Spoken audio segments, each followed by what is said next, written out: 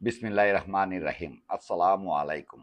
আমি S M Humayun Kabir অভিগঞ্জ channel থেকে আপনাদের সবাইকে জানাই আন্তরিক শুভেচ্ছা ও অভিনন্দন। চা শিল্পের অনিয়ম, দুর্নীতি এবং জনস্বার্থ সংশ্লিষ্ট গুরুত্বপূর্ণ সংবাদ পেতে আমাদের সাথেই থাকুন।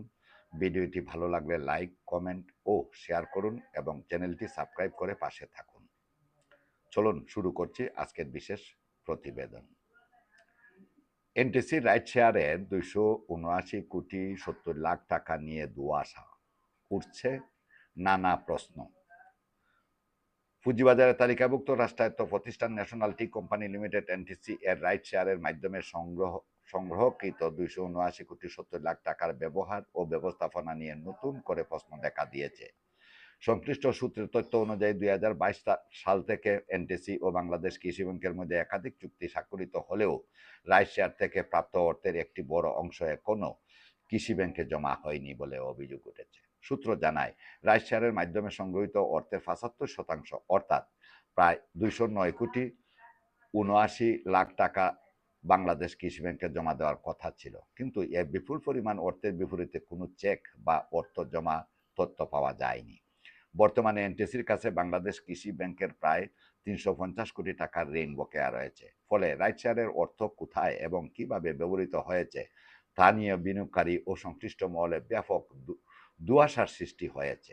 অন্যদিকে Bangladesh securities and exchange commission BSEC এর অনুমোদন ছাড়া রাইট শেয়ারের অর্থ ব্যয় করার কোনো সুযোগ নেই। তবু এই অর্থ ব্যবহারের ক্ষেত্রে নানা অনিয়মের অভিযোগ উঠে এসেছে। এদিকে এনটিসির 24-25 অর্থ বছরের নিরীক্ষিত আর্থিক প্রতিবেদন বেশ কিছু গুরুতর গরমিল ও অনিয়মের বিষয় তুলে ধরেছেন নিরীক্ষক।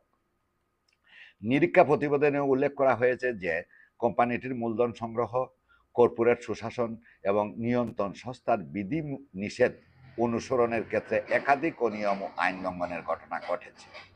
বিষয়গুলো বর্তমানে Bangladesh securities and exchange commission BSEC সহ বিভিন্ন সরকারি সংস্থার তদন্তাধীন রয়েছে।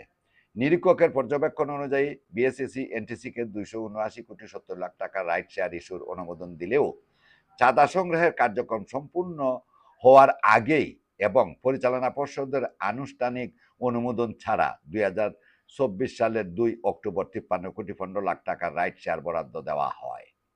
নিরীক্ষকের মতে এ ধরনের বরাদ্দ সংশ্লিষ্ট বিধিবিধানের পরিপন্থী। এছাড়া নিয়ন্ত্রক সংস্থার শর্ত লঙ্ঘন করে রাইট শেয়ারের মাধ্যমে সংগৃহীত অর্থ থেকে প্রায় 29 কোটি টাকা ব্যাংক ঋণ পরিশোধ সুদে ব্যবহার করা হয়েছে বলে প্রতিবেদনে উল্লেখ করা হয়েছে। একই